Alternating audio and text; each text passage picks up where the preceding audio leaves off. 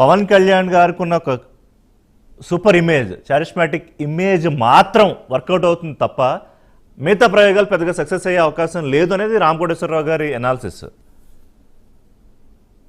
అబ్సల్యూట్గా work out అవుతుంది. Because ఇందాక మనము సంఖ్యాపరంగా చూసుకుంటే తెలుగునాట ఉన్న ఫ్యాన్ ఫాలోయింగ్ కావచ్చు, రాజకీయ చైతన్యానికి సంబంధించినది ఇప్పుడు జరుగుతున్న మార్పులు, అంటే కళ్యాణ్ గారి భావజాలానికి సంబంధించిన ఆ ప్రభావం అనేది తమిళనాట తెలుగు వాళ్ళ మీద ఖచ్చితంగా ఉంటుంది, అందులో అన్డౌటెడ్లీ. అయితే ఇందాక కోటేశ్వరరావు సార్ చెప్పిన విషయాలలో 2-3 పాయింట్లు, అంటే పొత్తులకు సంబంధించిన సబ్జెక్ట్ వచ్చింది కాబట్టి చెప్తున్నాను. అక్కడ రూట్ లెవెల్లో ఉన్న 2 పార్టీలు డిఎంకే అండ్ ఏఐడిఎంకే రూట్ లెవెల్లో బాగున్నారు. అంటే కార్యకర్తల పరంగా సంస్థాగతంగా 67లో వాళ్ళు డిఎంకే, ఈ 77 ఈయన. సో 2 స్ట్రాంగ్ పార్టీసే, కానీ ఎప్పుడు అలయన్స్ లో వెళ్లే పార్టీలే 2 కూడా.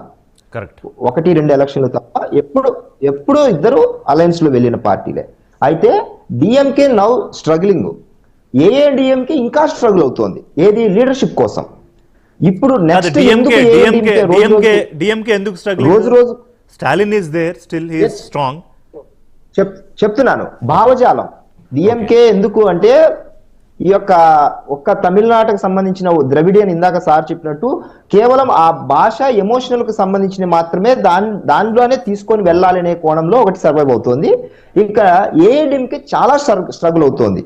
బికాస్ జయలలిత గారు ఆమె అమ్మ అనుకుని వచ్చిన లెగసీలో ఎవరు నాయకులు నిలబడలేకపోవడము, ఆ ప్లేస్ ని విజయ్ తీసుకోవాలనేది తాపత్రయపడుతున్నారు. ఇకపోతే పొత్తులకు సంబంధించినవి ఎందుకు జరుగుతుందని ఆలోచిద్దాం.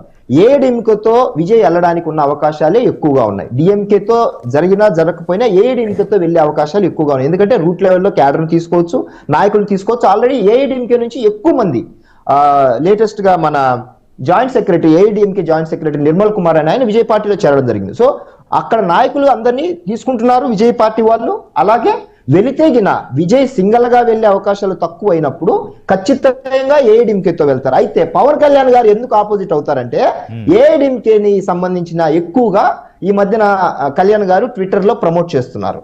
ఏఐడిఎంకే సంబంధించినది మీకు గమనించారో లేదో, జయలలిత గారికి సంబంధించి కావచ్చు, మిగతా కొన్ని కోణాలు ఆమె పుట్టినరోజుకు విషెస్ కావచ్చు. సో నేనేమనుకుంటున్నానంటే ఏఐడిఎంకే ఎన్డీఏ భాగస్వామిలా ఉన్నది. గురించి కూడా ఏదో ట్వీట్ పెట్టినట్టున్నారు, కంటిన్యూగా పెడుతున్నారు. తమిళనాడుకు సంబంధించిన దాంట్లో ఏఐడిఎంకే, జయలలితలకు సంబంధించిన దాంట్లో ఎక్కువ పుష్ చేస్తున్నారు.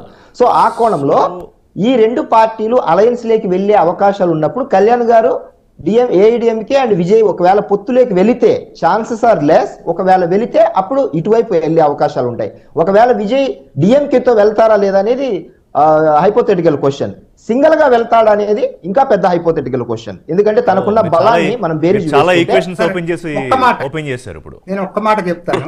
పొత్తుల విషయాలకు వచ్చేసరికి ఇంకొకటి మీరు మర్చిపోతుంది ఏంటంటే ఇప్పుడు కొత్తగా వచ్చిన